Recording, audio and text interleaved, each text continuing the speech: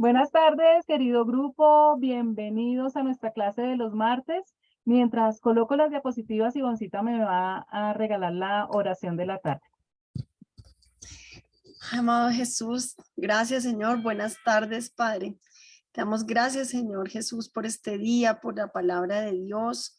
Jesús, gracias por levantarnos Señor cada día Señor de las tribulaciones, de los problemas, de las dificultades Señor, con tu palabra Señor. Todos los que leemos la palabra Señor de día y de noche, nos alimentamos Señor el alma y el espíritu, Señor, y no nos quedamos vacíos durante el día. Así que te damos gracias porque tenemos hacia dónde navegar, Señor.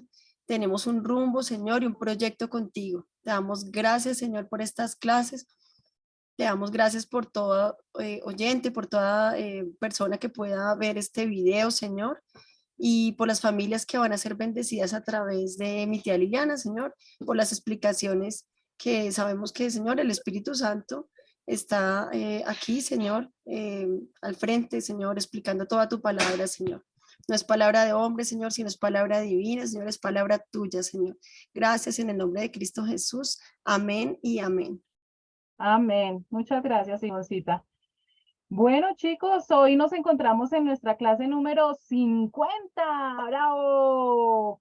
Acuerden, les recuerdo que las personas que quieran ver las 49 clases anteriores las encuentran por YouTube, Liliana Parga, y allí las pueden repasar o ver por primera vez. Preguntas, cualquier tipo de comentario al email lilipargas@yahoo.com. Entonces vamos a empezar como siempre recordándoles que estamos haciendo un hermoso estudio de los libros del Nuevo Testamento. Ya vimos los evangelios, Mateo, Marcos, Lucas y Juan, el libro histórico que es Hechos de los Apóstoles, y empezamos nuestras cartas paulinas con Romanos y en este momento estamos estudiando Primera de Corintios. Recordemos un poquito la clase anterior para que entremos en contexto. Hace 8 días, recuerden ustedes que estamos viendo una serie de cartas que se están mandando Pablo y los cristianos que están en la iglesia de Corinto, de la ciudad de Corinto, por unos problemas internos que se han presentado. Ya vimos ese problema que había de que estaban siguiendo a hombres. ¿Se acuerdan que unos seguían a Apolos o que preferían a Pedro o preferían a Pablo? El otro problema que Pablo se enteró es que habían unas cosas de inmoralidad sexual. Y este tercer problema es que la iglesia de Corinto se estaba preguntando cómo hacían ellos cuando iban a la carnicería para saber si la carne que ellos compraban estaba sacrificada a los dioses. Ellos estaban muy angustiados porque sabían que eso estaba totalmente prohibido por la ley. Entonces, este tercer problema que identificamos es lo sacrificado a los ídolos. Pablo entonces les recuerda que cuando nosotros estamos en Cristo, Él ya nos ha dado libertad y todas esas ataduras, ese yugo que teníamos con la ley, pues ya no va más porque Cristo nos da libertad.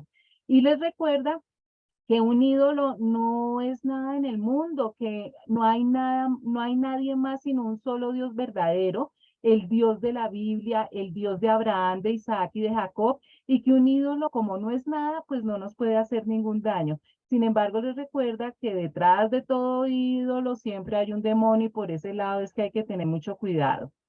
Sin embargo, esa libertad que Cristo nos da y que nos empieza a madurar espiritualmente para las personas que escudriñamos las escrituras, que aprendemos, que oramos, que tenemos más intimidad con el Señor Jesucristo, nos hace fuertes en la fe. Y Pablo les recuerda que los fuertes en la fe debemos apoyar a los débiles, aquellas personas que hasta ahora están comenzando en el cristianismo o que no han entendido bien esa libertad que Cristo nos da y que ya no estamos atados a tantos legalismos que se aprendió, que aprendieron ellos por la ley judía.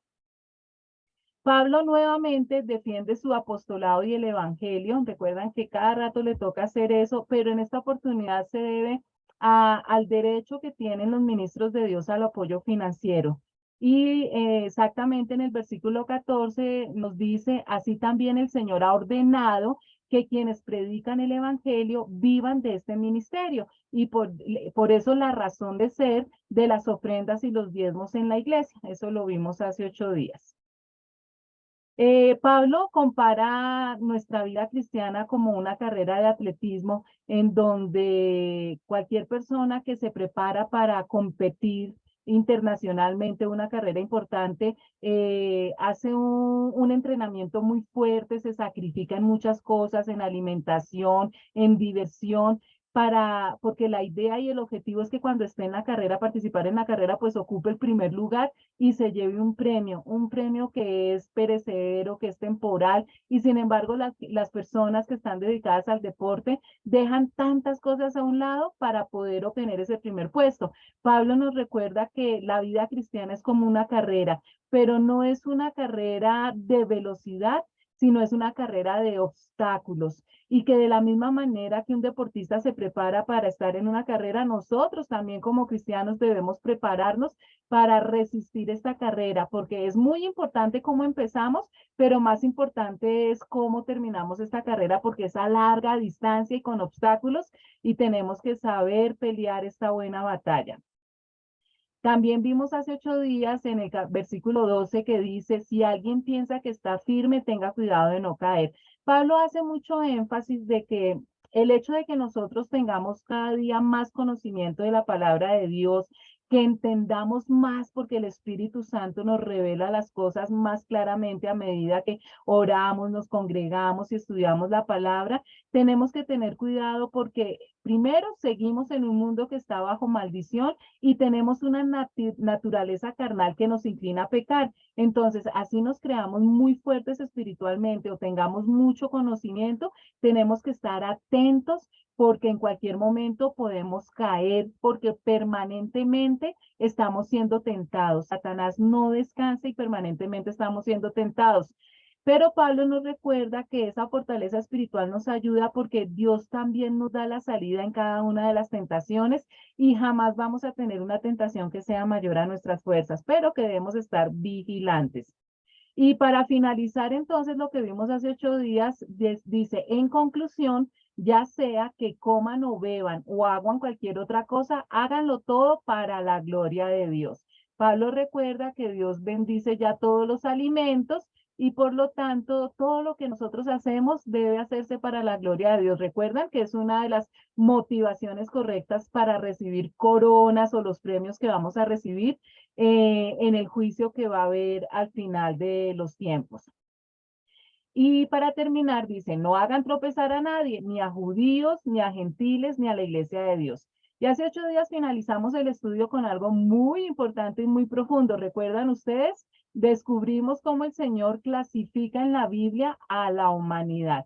Dios en la Biblia nos da una clasificación de la humanidad que es en 3 grupos diferentes. El primer grupo es el de los judíos. Después está el grupo de la iglesia y el grupo de los gentiles. Aprendimos que las personas que pertenecen al grupo de los judíos es porque descienden genéticamente y de sangre de Abraham, Isaac y Jacob. Todos los descendientes de Abraham, Isaac y Jacob pertenecen al grupo de los judíos.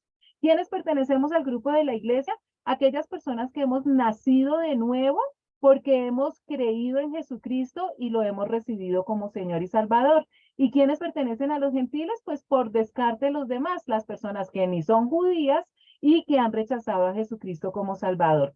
Es importante tener en cuenta esta clasificación que Dios hace en la Biblia, porque las promesas, los pactos, las bendiciones y los juicios son para los diferentes grupos. Sí hay promesas y bendiciones para toda la humanidad en general, pero la mayoría están clasificadas en alguno de estos grupos. Y vamos a entender muchísimo más cuando entremos de lleno a escatología, cuando sabemos distinguir que existe el grupo de los judíos, el grupo de la iglesia y el grupo de los gentiles. Entonces, vamos a empezar ya con el estudio nuevo. Estamos en 1 Corintios, capítulo 11, versículos del 2 al 3. Pablo dice, los elogio porque se acuerdan de mí en todo y retienen las enseñanzas tal como se las transmití. Entonces, Pablo está felicitando a los de Corinto porque se acuerdan de él y está muy agradecido porque las enseñanzas que Pablo les está dando, que les dio personalmente y que les está dando a través de las cartas, ellos las están reteniendo, las están entendiendo y las están practicando. Ahora bien, quiero que entiendan que Cristo es cabeza de todo hombre, mientras que el hombre es cabeza de la mujer y Dios es cabeza de Cristo. Aquí nos da otra información muy importante Pablo, y es aquella jerarquía correcta espiritual que a través de Pablo el Espíritu Santo nos está enseñando. Las prioridades que nosotros debemos tener en nuestras relaciones. Y nos dice que es Dios, Cristo, hombre y mujer. Aquí hace una clasificación curiosa porque nos dice que el Padre, está hablando aquí de Dios Padre, es la cabeza de Jesucristo. Y muchas personas dirían, pero ¿cómo así? ¿Acaso Jesucristo no es Dios? Porque entonces Jesucristo tiene como cabeza a Dios Padre. Aquí cuando estamos hablando de Jesucristo, recuerden ustedes que Jesucristo fue 100% Dios, pero también fue 100% humano. Esto es muy importante entender las dos naturalezas de Jesucristo, divina y humana.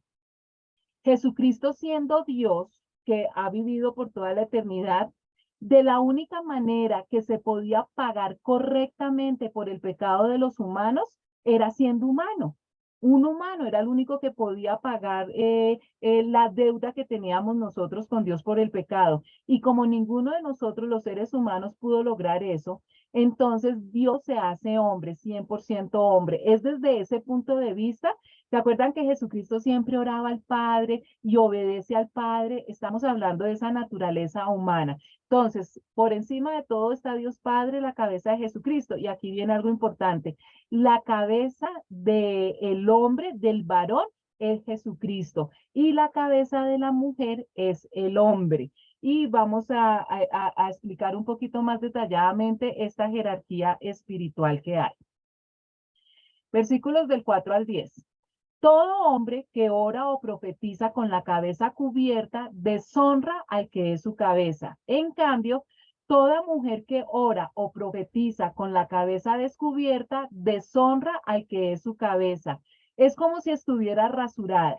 Si la mujer no se cubre la cabeza, que se corte también el cabello.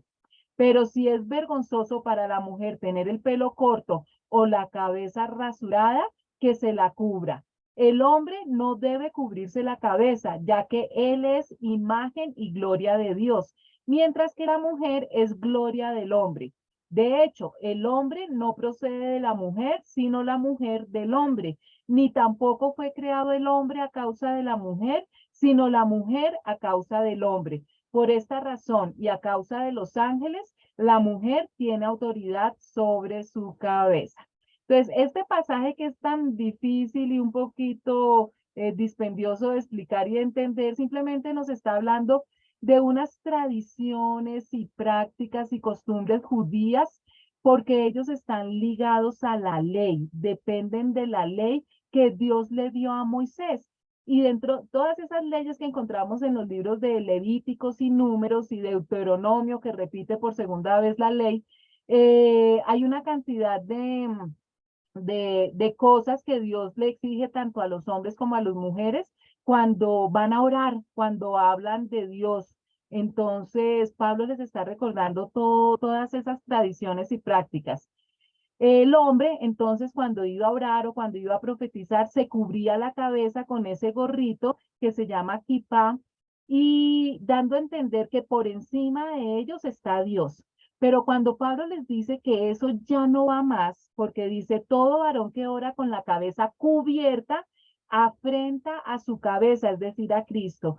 Lo que quiere decir Pablo es que si la persona, el hombre, se sigue cubriendo la cabeza, y dando a entender que por encima de él está Dios, no está reconociendo a Cristo como su cabeza. Y por eso es un gran acto de irreverencia. Entonces ya Pablo dice, ya no va más que el hombre se cubra la cabeza, porque por encima del hombre está el Señor Jesucristo. Si se siguen cubriendo la cabeza es porque no tienen en cuenta a Jesucristo, sino directamente pasan a Dios Padre.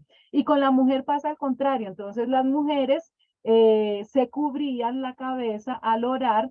Y miran que esa costumbre, no sé si se acuerdan de las que tenemos más edad de las mamitas o de las abuelitas, que inclusive de los que venimos de la iglesia católica, Hasta más o menos hace poco todavía las mujeres iban a la iglesia con sus cabezas cubiertas, la mantilla, si alguno tuvo a la abuelita que iba a la iglesia. Entonces es una práctica que llegó a aplicarse también por estos lados. Toda mujer que ora con la cabeza descubierta afrenta a su cabeza, es decir, al hombre. No reconoce el gobierno que Dios le ha dado al hombre, pero Pablo empieza a explicar que la mujer ya no necesita cubrirse la cabeza porque el propio cabello hace como si fuera el manto, como si fuera la mantilla. A veces los lectores del Nuevo Testamento no entienden las enseñanzas de Pablo y piensan que la función del hombre es más importante que la función de la mujer, o que el hombre es superior o tiene más valor que la mujer. Pablo nuevamente nos está recordando la verdadera libertad en Cristo Jesús. Todas esas tradiciones que enseñaban la ley ya cambiaron, porque en Cristo Jesús todos estamos al mismo nivel, hombres y mujeres. Lo que pasa es que como Dios es un Dios de orden, y así como en una empresa hay presidente, vicepresidente, para que funcione bien, Dios ha delegado diferentes funciones al hombre y a la mujer, pero eso no indica que uno sea mayor que el otro. Algo culturalmente apropiado para la época antes de Jesucristo no es aplicable para nuestro día, por lo mismo que Pablo está diciendo, porque en Cristo tenemos libertad. Sin embargo, en el Señor ni la mujer existe aparte del hombre, ni el hombre aparte de la mujer, porque así como la mujer procede del hombre, también el hombre nace de la mujer, pero todo proviene de Dios. Juzguen ustedes mismos. ¿Es apropiado que la mujer ore a Dios sin cubrirse la cabeza? ¿No les enseña el mismo orden natural de las cosas, que es una vergüenza para el hombre dejarse crecer el cabello, mientras que es una gloria para la mujer llevar cabello largo? Es que a ella se le ha dado su cabellera como velo. Si alguien insiste en discutir este asunto, tenga en cuenta que nosotros no tenemos otra costumbre, ni tampoco las iglesias de Dios. Entonces aquí está dando la explicación de que si el hombre se jacta de que es más importante porque la mujer salió del hombre, que no se le olvide que en todo caso los hombres salen de la mujer. Entonces no se puede decir que uno es más importante que el otro. Por designio divino se dispuso que los hombres y las mujeres progresemos juntos hacia la perfección y hacia una plenitud de gloria. Con Jesucristo, los dos, hombres y mujeres, nos complementamos para ese proceso de santificación que comienza en el momento en que recibimos a Jesucristo. Entonces estamos para complementarnos, no para competir. El hombre y la mujer contribuyen de forma diferente, pero por igual, a una totalidad y unidad que no se pueden lograr de ninguna otra manera. Tenemos características tan diferentes que nos hacen un complemento perfecto para que funcionemos en este mundo. Entonces esas ideas de feminismo o de machismo vienen de Satanás, porque ni los hombres pueden vivir sin las mujeres, ni las mujeres podemos vivir sin los hombres, porque ese fue el complemento divino que Dios diseñó. El hombre complementa y perfecciona a la mujer, y la mujer complementa y perfecciona al hombre. Al aprender el uno del otro y al fortalecerse y bendecirse mutuamente, tienen las vidas que Dios quiere que tengamos. Entonces es absurdo todas esas discusiones. Cuando es por broma, por chistes que se saca, pues no hay problema. Pero después de la ley, no es importante lo que la persona se vista o cómo tiene su cabello, sino su relación personal e íntima con el Señor Jesucristo. Esas cosas legalistas ya pasaron. Y Pablo les dice, mire, nosotros, la iglesia de Dios, no debemos discutir ya por estos asuntos. Si alguien insiste en discutir este asunto, tenga en cuenta que nosotros no tenemos otra costumbre, ni tampoco las iglesias de Dios. ¿De qué? De discutir por estas cosas. Entonces es pérdida de tiempo. Al darles las siguientes instrucciones, no puedo elogiarlos, ya que sus reuniones traen más perjuicio que beneficio. En primer lugar, oigo decir que cuando se reúnen como iglesia, hay divisiones entre ustedes, y hasta cierto punto lo creo. Sin duda, tiene que haber grupos sectarios entre ustedes para que se demuestre quiénes cuentan con la aprobación de Dios. De hecho, cuando se reúnen, ya no es para comer la cena del Señor, porque cada uno se adelanta a comer su propia cena, de manera que unos se quedan con hambre mientras otros se emborrachan. ¿Acaso no tienen casa donde comer y beber? ¿O es que menosprecian a la iglesia de Dios y quieren avergonzar a los que no tienen nada? ¿Qué les diré? ¿Voy a elogiarlos por esto? Claro que no. Mire otro problema que empezó a surgir. Recuerden ustedes que el Señor Jesucristo instauró la cena del Señor. En la última semana del Señor Jesucristo, antes de su sacrificio por nosotros, Él toma esta última cena con sus discípulos porque estaban celebrando la Pascua.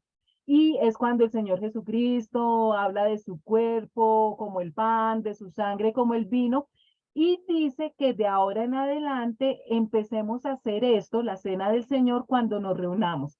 Jesucristo deja dos órdenes importantes cuando Él se va. La primera, que cuando nos reunamos en su nombre, tomemos la cena del Señor, el pan y el vino, y que nos bauticemos. ¿Qué pasa con la iglesia de Corinto? Parece entonces que ellos, cada vez que se reunían para orar y para estudiar las escrituras, no solamente tomaban la cena del Señor, sino que eso lo volvieron un banquete, lo volvieron parranda, lo volvieron una celebración que se estaba saliendo de las manos porque dicen, primero, que se ponían a discutir entre ellos. En vez de tomar una cena de amor en gozo y en paz, se ponían a discutir. Y porque cada uno se adelanta a comer su propia cena, de manera que unos se quedan con hambre mientras otros se emborrachan. Volvieron la cena del Señor una rumba, un desorden total. Perdieron totalmente el norte y el motivo por el cual el Señor Jesucristo les dijo que cuando se reunieran tomaran la cena del Señor, lo que estaban volviendo era algo pecaminoso por todas las acciones y las actitudes que ellos estaban teniendo en la cena del Señor. Y en los siguientes pasajes vamos a ver entonces exactamente qué fue lo que el Señor Jesús les ordenó, que son las palabras, lo que voy a leer son las palabras que los ministros, que los pastores dicen en la iglesia antes de nosotros tomar la Santa Cena. Dice, yo recibí del Señor lo mismo que les transmití a ustedes, que el Señor Jesús, la noche en que fue traicionado, tomó pan y después de dar gracias, lo partió y dijo, este pan es mi cuerpo que por ustedes entrego. Hagan esto en memoria de mí. De la misma manera, después de cenar, tomó la copa y dijo, esta copa es el nuevo pacto en mi sangre. Hagan esto cada vez que beban de ella en memoria de mí. Porque cada vez que comen este pan y beben de esta copa, proclaman la muerte del Señor hasta que Él venga. Por lo tanto, cualquiera que coma el pan o bebe de la copa del Señor de manera indigna, será culpable de pecar contra el cuerpo y la sangre del Señor. Así que cada uno debe examinarse a sí mismo antes de comer el pan y beber de la copa porque el que come y bebe sin discernir el cuerpo, come y bebe su propia condena. Por eso hay entre ustedes muchos débiles y enfermos e incluso varios han muerto. Si nos examináramos a nosotros mismos, no se nos juzgaría, pero si nos juzga el Señor, nos disciplina para que no seamos condenados con el mundo. Entonces, ¿cuál fue la instrucción del Señor Jesucristo? Que cuando la iglesia de Dios, los cristianos, nos reunimos, para orar, para estudiar las escrituras, tenemos también que hacer una cosa que se llama la Santa Cena del Señor.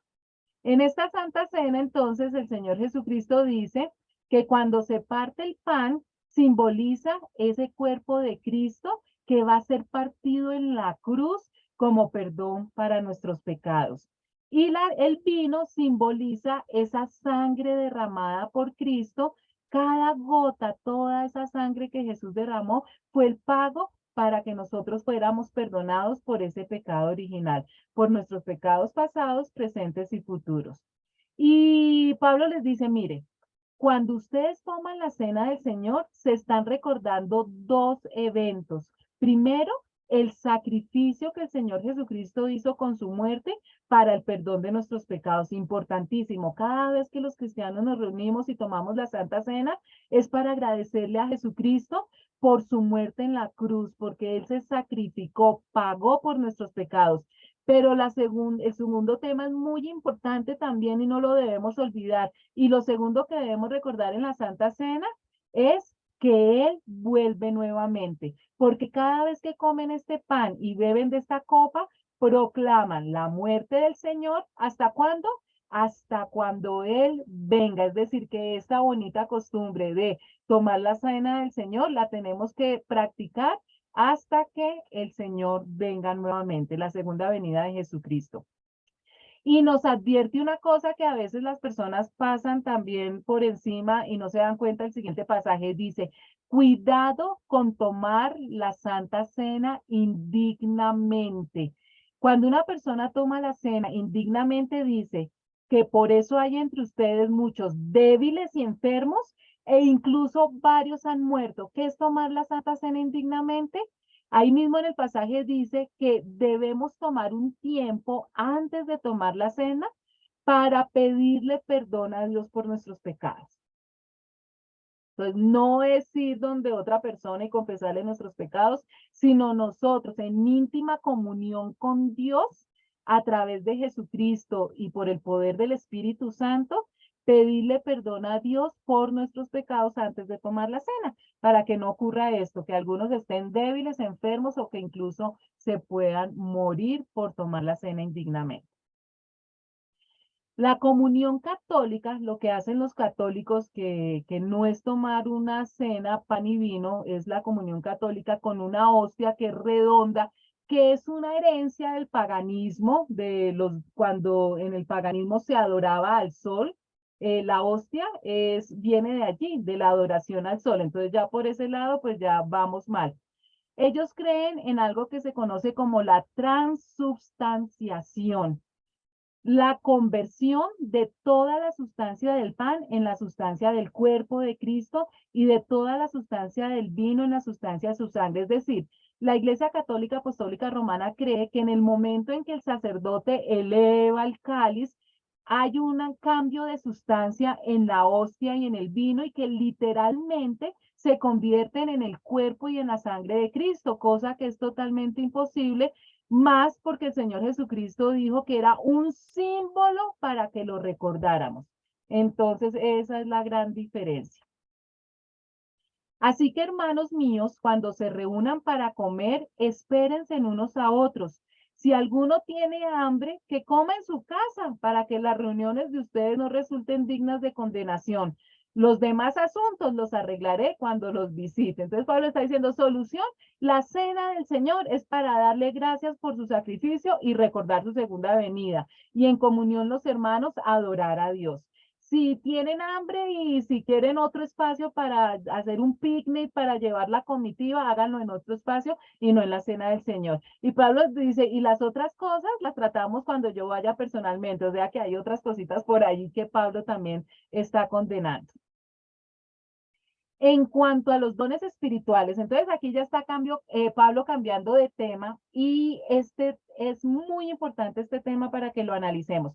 Recuerda que al principio de la carta nosotros estudiábamos que la iglesia de Corinto estaba en una ciudad muy pagana, adoraban a muchos ídolos, era muy fuerte la idolatría y Dios en compensación les dio todos los dones espirituales para que ellos se fortalecieran y poder cumplir con la evangelización, la gran comisión y crecer espiritualmente. Ellos tenían todos los dones. Vamos a explicar de qué se tratan esos dones, ¿listo? En cuanto a los dones espirituales, hermanos, quiero que entiendan bien este asunto. Ustedes saben que cuando eran paganos se dejaban arrastrar hacia los ídolos mudos. Por eso les advierto que nadie que esté hablando por el Espíritu de Dios puede maldecir a Jesús, ni nadie puede decir Jesús es el Señor, sino por el Espíritu Santo. Entonces aquí les está recordando, mire, antes de esa idolatría y que ustedes todavía están rodeados de esa idolatría, de gente hablándole a ídolos mudos, estatuas, muñecos de madera, de cemento, de cerámica, que tienen oídos y no oyen, tienen boca y no hablan, tienen pies y no caminas. Eso eran antes, ya no. Estén tranquilos que cualquier persona que hable del Señor Jesucristo está inspirado por el Espíritu Santo. Y aquellos que maldicen a Jesús no tienen al Espíritu de Dios, para empezar a reconocerlos. Ahora bien, hay diversos dones, pero un mismo Espíritu. Hay diversas maneras de servir, pero un mismo Señor. Hay diversas funciones, pero es un mismo Dios el que hace todas las cosas en todos. Entonces, esta carta de Pablo a los Corintios es la que nos enseña bien esa función, entre muchas otras funciones que tiene el Espíritu Santo, pero que nos ayuda a crecer espiritualmente. Les recuerdo, cuando Jesucristo asciende al cielo, que todos están, los apóstoles están muy tristes porque Jesús se va, él les dice que no se entristezcan porque nos va a mandar un regalo que lo vamos a agradecer muchísimo, y es el Espíritu Santo, que es el mismo Dios. Y Jesús les dice, mire, el Espíritu Santo les va a transmitir absolutamente todo lo que yo les enseñaría y les diría si estuviera personalmente con ustedes. El Espíritu Santo es el que los va a consolar, el Espíritu Santo es el que los va a ayudar a discernir, el Espíritu Santo es el que los va a guiar a la verdad y el que les va a transmitir tantas cosas que yo personalmente, por tiempo y por muchas otras razones, porque ustedes no lo hubieran entendido, les va a empezar a enseñar y que yo no les dije personalmente. Entonces, el Espíritu Santo tiene unas funciones precisas, unas funciones específicas y unas funciones grandísimas. Y nos está diciendo, todos estos dones de los que vamos a hablar, se los va a dar el Espíritu Santo. Un mismo Dios, el que hace todas las cosas en todo, se refiere a Dios Padre. Un mismo Señor se refiere a Jesucristo. Y un mismo Espíritu se refiere al Espíritu Santo. Aquí está en pleno la Trinidad. Dios Padre, Dios Hijo Jesucristo y Dios Espíritu Santo, siempre trabajando juntos por el bien de nosotros los cristianos. Entonces, vamos a descubrir cuáles son los 9 dones del Espíritu Santo. Cuando nosotros hablamos del Espíritu Santo, podemos estar hablando de los dones del Espíritu Santo, no se me confundan, dones del Espíritu Santo, que es lo que vamos a explicar ahorita. Pero también nosotros podemos hablar de la unción del Espíritu Santo, que es algo diferente. La unción del Espíritu Santo es ese respaldo que Dios le da a una persona a través del Espíritu Santo cuando lo manda a hacer una obra especial. Cuando Dios lo manda a hacer algo especial, Dios lo unge a través del Espíritu Santo, respaldando esa obra que la persona va a hacer. De la unción del Espíritu Santo vamos a hablar más adelante. Y lo otro que nos da el Espíritu Santo es el fruto del Espíritu Santo. Entonces, no me confundan los dones del Espíritu Santo con la unción del Espíritu Santo y con el fruto del Espíritu Santo. Más adelante, como les dije, vamos a hablar de la unción y más adelante vamos a hablar del fruto. Ahorita en este momento nos vamos entonces a detener en los dones del Espíritu Santo. ¿Qué es un don? Un don espiritual es un atributo especial otorgado por el Espíritu Santo a cada miembro del cuerpo de Cristo de acuerdo con la gracia de Dios para ser utilizado en el contexto de ese cuerpo. Cuando nosotros estamos hablando de los dones del Espíritu Santo, estamos hablando de dádivas, de presentes o de regalos sobrenaturales que el Espíritu Santo nos da. Entonces, Dios, en su soberanía y gratuitamente, escoge a ciertas personas para que el Espíritu Santo les otorgue unos presentes o unos regalos que son poderes sobrenaturales, no es algo natural. La persona no nace con estos dones, es el Espíritu Santo el que otorga estos dones. ¿Listo? Entonces, ya sabiendo la definición, continuemos. Hay algo muy hermoso y es que ustedes saben que la Biblia, cuando habla del Espíritu Santo, utiliza diferentes símbolos que representan al Espíritu Santo. Por ejemplo, el aceite, ¿no? Cuando habla del aceite está hablando del Espíritu Santo. Y otra forma en que representa el Espíritu Santo es a través de una paloma. Entonces, la paloma se ha utilizado para representar todos esos regalos que el Espíritu Santo da por las características. Primero, porque en la misma Biblia dice que el Espíritu Santo se representa en algunas ocasiones como una paloma. La paloma tiene 2 grandes alas, cada ala pues tiene sus plumas, ¿no es cierto? Resulta que se ha interpretado, se enseña que los dones del Espíritu Santo, que son 9, son una de las alas de la paloma.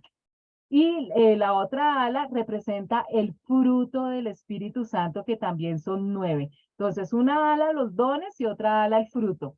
Las palomas tienen una cola que tienen unos plumones y esa cola representa los dones ministeriales. Vamos a hablar de eso más adelante, que son 5. Y la paloma tiene sus patitas, cada patita tiene 4 dedos, en total tiene 8 dedos, y las patitas representan los dones operativos, que son 8. Entonces, en esta ocasión vamos a hablar de los dones espirituales, que son 9. Y dice, a cada uno se le da una manifestación especial del Espíritu para el bien de los demás. A unos Dios les da por el Espíritu palabra de sabiduría. A otros por el mismo Espíritu palabra de conocimiento. A otros fe por medio del mismo Espíritu. A otros y por ese mismo Espíritu dones para sanar enfermos. A otros poderes milagrosos. A otros profecía. A otros el discernir espíritus, a otros el hablar en diversas lenguas y a otros el interpretar lenguas. Todo esto lo hace un mismo y único espíritu, quien reparte a cada uno según él lo determina. Veamos esas primeras características que tienen los dones del Espíritu Santo. Lo primero que ustedes tienen que saber es que Satanás puede plagiar los dones del Espíritu Santo. Recuerden que Satanás es un ángel caído. Y Satanás y sus demonios no perdieron sus poderes de ángeles. Entonces, Satanás tiene la facultad para poder imitar esos dones del Espíritu Santo. Y por eso Pablo nos enseña que debemos tener mucho cuidado. Satanás solo puede producir milagros que se parecen a los elementos genuinos, es decir, él imita, pero es un excelente imitador. Y lo otro es que Satanás puede obrar solamente dentro de los límites establecidos por Dios. Satanás no puede hacer nada que Dios no le permita. Entonces ya saben que él los puede imitar. Y por eso una persona que no tenga el conocimiento correcto, no conozca la verdad, no escudriñe las escrituras correctamente, puede ser fácilmente engañado por los dones. Y es por eso que no son los dones los que nos indican quién es un verdadero cristiano. Pongan atención porque esto es muy importante. Nosotros no sabemos quién es un verdadero cristiano por los dones espirituales que tenga, porque ya sabemos que Satanás también puede plagiarlos, ¿listo? Para nosotros saber quién es un verdadero cristiano, lo que tenemos que mirar es el fruto del Espíritu Santo, que lo vamos a ver en otra ocasión, ¿listo? Los dones del Espíritu Santo son importantísimos, pero no nos demuestran si una persona es cristiana o no. Bueno, primero dice, a cada uno se le da una manifestación especial del Espíritu para el bien de los demás. Leímos en el pasaje que el Espíritu Santo da sus dones primero a los creyentes, es decir, es un regalo para los cristianos. Y fíjense en esto, no es un regalo para el bien del propio cristiano, sino para el bien de los demás. El Espíritu Santo no le da un don a un cristiano para que el cristiano se eleve espiritualmente, para que lo alaben, para que todo el mundo lo siga, para que vea su poder. No, cuando una persona está utilizando su don sobrenatural por esos motivos, para él estar por encima de las demás personas y tener vanagloria y que lo sigan a él y lo adoren a él, ahí sabemos con certeza que es Satanás el que le ha dado el don y que está plagiando el don del Espíritu Santo. Cuando el Espíritu Santo le da un don a un cristiano, es para el bien de los demás. Entonces, eso que quede muy claro. Lo segundo, el Espíritu Santo es el que otorga los dones, no es una persona. Ustedes de pronto ven en iglesias que dicen, tarde, vengan a la iglesia porque esta tarde vamos a repartir los dones del Espíritu Santo. Y el ungido de Dios y el apóstol y el profeta, vengan porque él va a repartir esta tarde los dones del Espíritu Santo. Solamente el Espíritu Santo es el que otorga los dones. Tercera característica, el Espíritu Santo reparte cada don según Él lo determina. En palabras castizas, el Espíritu Santo le da algún don a un cristiano como a él se le da la gana. Él es el que decide a quién repartirse. Nosotros podemos orar, nosotros de pronto podemos, Señora, yo pido mucho por tener el don de fe, pero es el Espíritu Santo el que decide si lo da o no lo da. Ahora, pongan atención en esto. El Espíritu Santo puede darle un don de los 9 dones que ya vamos a hablar a una persona para que esa persona realice una tarea especial y específica en un momento determinado y después de que ha realizado la tarea, ya no tener más el don. No quiere decir que desde que nace la persona tiene ese don dado por el Espíritu Santo y hasta que se muere lo tiene. No, señor. El Espíritu Santo lo puede dar en cualquier momento de la etapa de la vida de esa persona y quitárselo. Hay personas que tienen los 9 dones. Eso es impresionante. Hay personas que tienen un solo don y hay personas que no tienen absolutamente ningún don del Espíritu Santo. No los confundamos con los dones ministeriales y los dones operativos que son diferentes. ¿Listo? Estos son dones de poder sobrenatural. Entonces, si yo no tengo algún don de poder sobrenatural, eso no quiere decir que yo no sea cristiana. ¿Listo? Entonces, ya teniendo eso claro, vamos a continuar. Entonces, los dones espirituales son palabra de sabiduría, segundo, palabra de ciencia, tercero, palabra de fe, cuarto, sanidades, quinto, milagros, sexto, profecía, séptimo, discernimiento de espíritus, octavo, diversidad de lenguas y noveno, interpretación de lenguas. Vamos entonces a explicar cada uno de ellos. El primero, el don de la palabra de sabiduría. No lo confundan con el don de sabiduría. Es diferente tener sabiduría. Recuerden que ya vimos hace 8 días que nosotros debemos aspirar a la sabiduría, no la sabiduría de los hombres, sino la sabiduría de Dios. Pero aquí está hablando es de palabra de sabiduría. No tiene que ver con el conocimiento o la ciencia, que es mera información. La sabiduría es acierto.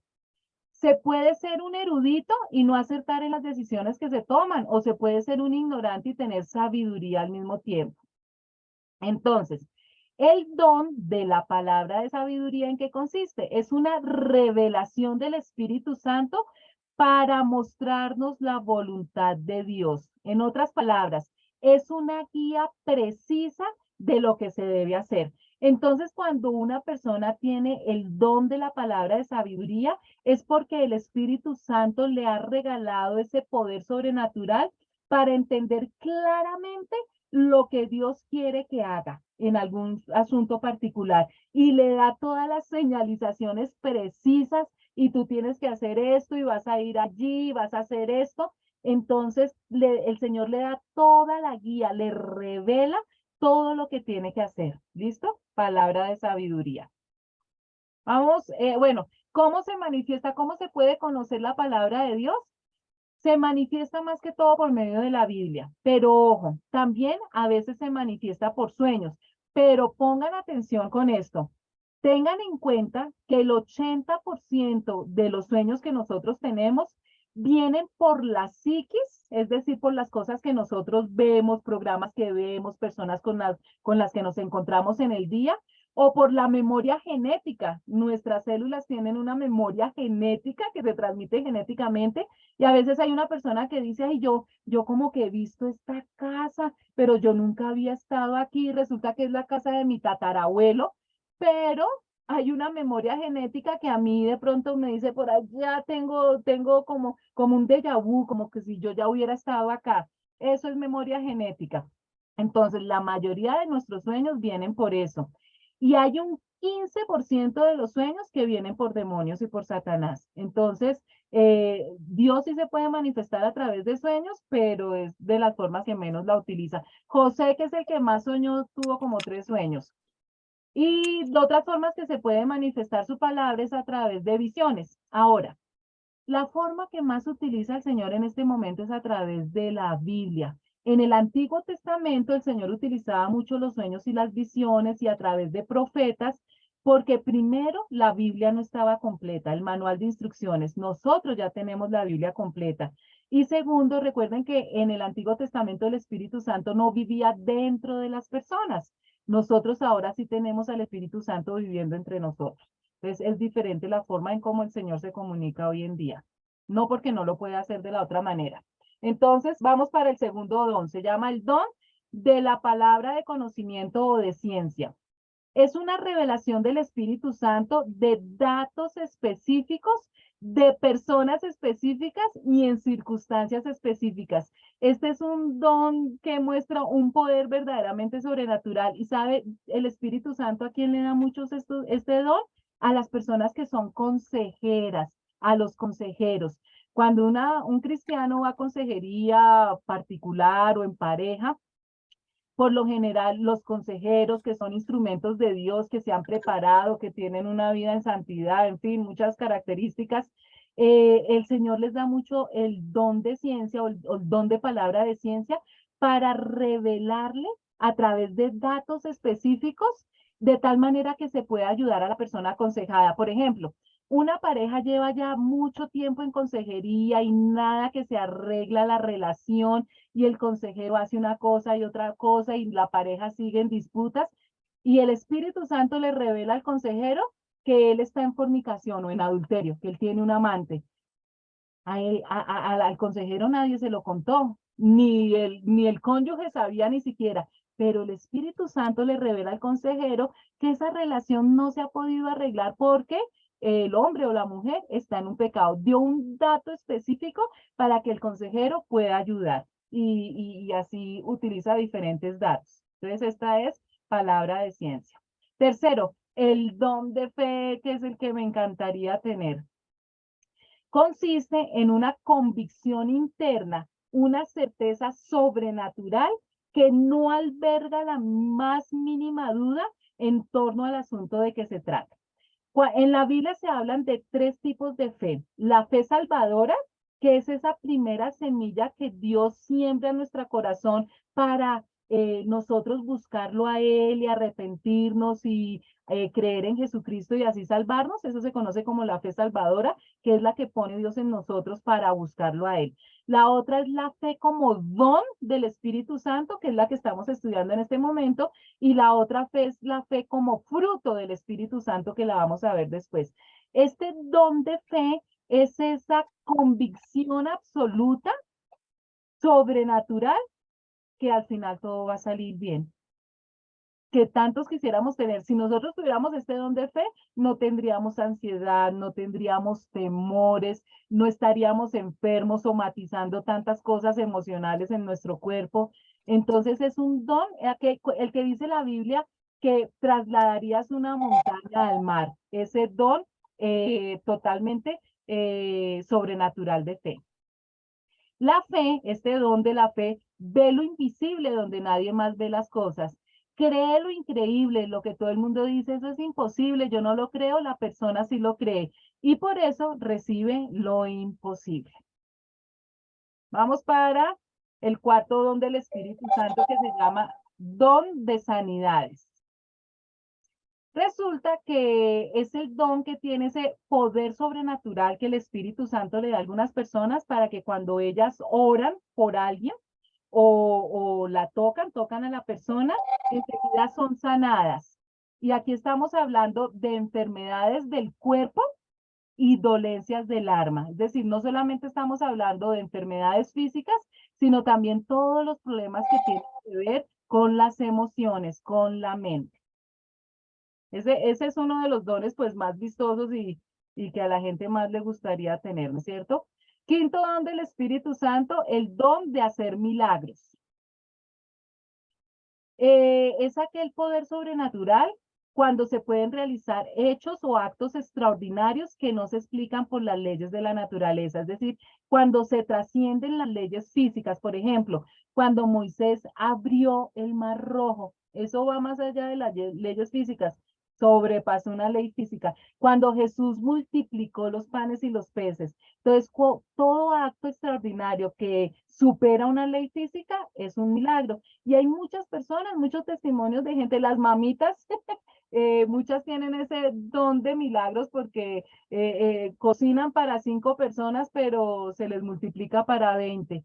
y se han tenido testimonios hermosos. Me acuerdo de alguien que en diciembre fueron a un barrio muy pobre y llevaban 30 regalos para los niños y aparecieron como 100 niños y ellos seguían sacando regalos del camión y hubo un regalo para cada niño. Se multiplicaron los regalos. Es el don de milagros. Sexto, don de profecía. Y aquí ya empezamos a tener problemas con los dones porque estos son de los dones que Satanás más plagia porque son de los más vistosos y de la gente más engaña. No debemos confundir el oficio de profeta con el don de profecía. Profeta es aquel instrumento que Dios utilizaba en el Antiguo Testamento para llevar mensajes al pueblo de Israel. ¿Listo? El don de profecía es diferente. No el que tiene el don de profecía significa que sea un profeta. ¿Listo? Una cosa es el profeta y otra cosa es tener el don de profecía, porque también se ha malinterpretado la definición de profecía. Profecía no significa únicamente conocer eventos del futuro, sí incluye eso, pero el Nuevo Testamento nos dice que en este tiempo, ya con Jesucristo habiéndose sacrificado por nosotros y habiéndonos dejado el Espíritu Santo, la profecía significa edificación, animación y consolación, es decir, profecía es predicar las buenas nuevas de salvación, ¿listo? Ese don para poder predicar y enseñar las buenas nuevas de salvación y que cada vez que una persona habla, predica, edifica, anima y consuela. Eso es tener el don de profecía. Vamos para el séptimo don que se llama el don de discernimiento de espíritus. Discernimiento de espíritus es una iluminación divina o manifestación del Espíritu Santo por la que conocemos cuáles espíritus están motivados o impulsando determinada actuación y se nos concede para proteger del engaño a la comunidad. Como decían en el campo nuestros abuelitos, ¿usted de parte de quién viene? ¿De parte de Dios o de parte del diablo? Entonces, esas personas que tienen discernimiento espiritual es que uno entra a una estancia, a una habitación, y discernimos, nos damos cuenta si ahí hay demonios o ángeles, o si esa persona está hablando de parte de Dios o hablando de parte de Satanás, ¿listo? Es discernir esos espíritus. Algunas personas no solamente es una sensación, por lo general todos los cristianos tenemos un poquito de discernimiento espiritual porque el Espíritu Santo vive en nosotros y cuando entramos en algún recinto que está lleno de demonios, nosotros lo percibimos, ¿no? Nosotros sentimos, aquí no me siento bien, aquí pasa algo raro. Pero hay personas que tienen ese don muchísimo más desarrollado y no solamente escuchan, sino también alcanzan a ver. Entonces es un don bien, bien poderoso, sobrenatural. Vamos para el don octavo, don de lenguas. Estos dos últimos dones sí que le han traído problema a la iglesia cristiana porque Satanás se ha aprovechado mucho de estos dones para plagiarlo y para enseñarlo mal. Y ha habido problemas por eso. Entonces, cuando está hablando del don de lenguas, se refiere a la capacidad de hablar lenguas desconocidas, humanas o angelicales. Pongan atención. Entonces, la persona que tiene el don de lenguas tiene la capacidad de hablar un idioma que esa persona nunca ha aprendido. ¿Se acuerdan de Pedro cuando dio su primer discurso que se convirtieron 3.000 personas? Pedro hablaba en hebreo. Sin embargo, habían personas de todas partes que hablaban griego, que hablaban latín, que hablaban, bueno, arameo, muchos idiomas, y cada una de las personas, aunque Pedro hablaba en hebreo, cada uno lo escuchaba en su idioma. O a veces pasa al contrario, la persona habla un idioma que no conoce.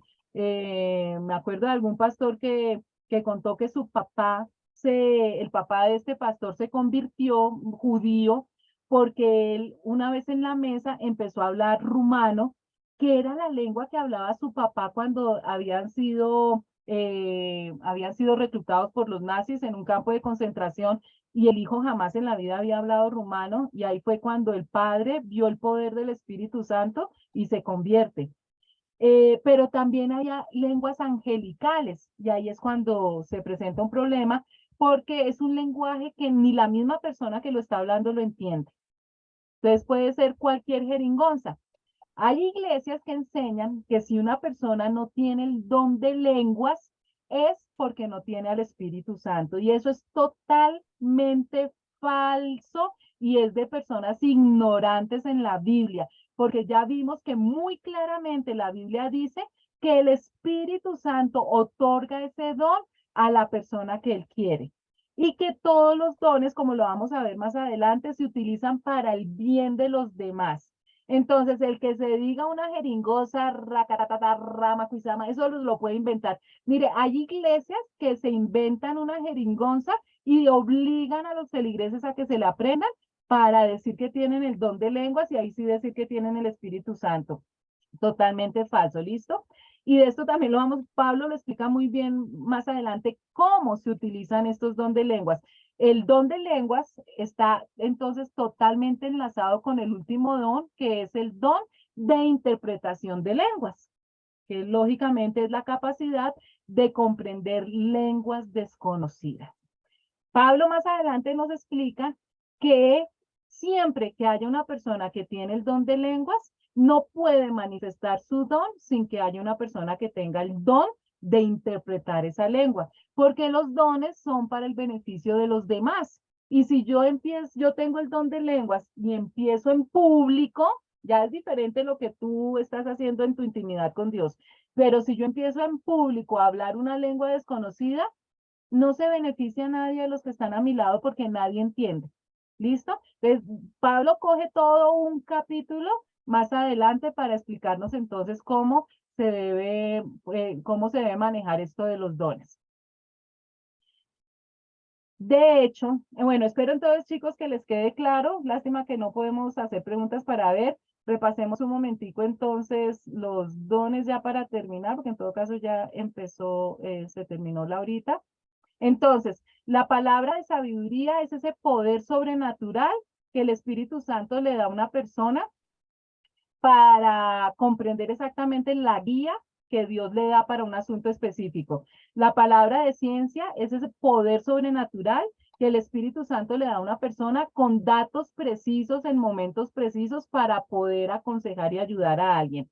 La palabra de fe, ese poder sobrenatural que el Espíritu Santo le da a una persona para no dudar ni lo más mínimo que algo que le pidió a Dios se va a cumplir.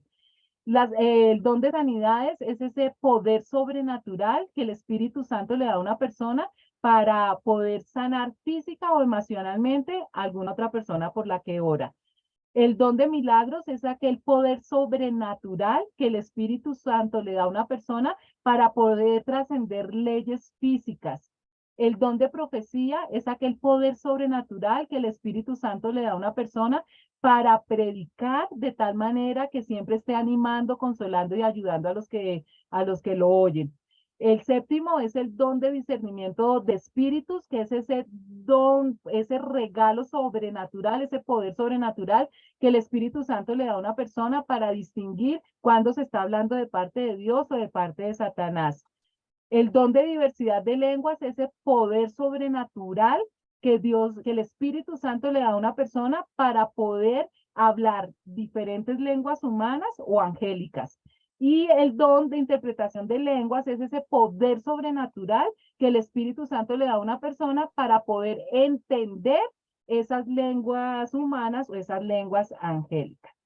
Entonces, chicos, espero que les haya quedado un poquito más claro lo del Espíritu Santo, los dones del Espíritu Santo, para que no me los confundan entonces después cuando entremos a ver el fruto del Espíritu Santo. Repásenlo, oren y vuelvan a leer el pasaje para que les quede así muchísimo más claro. Les dejo harto material en esta semana. Gracias por estar conmigo. Que tengan una semana llena del Espíritu Santo y muchas bendiciones.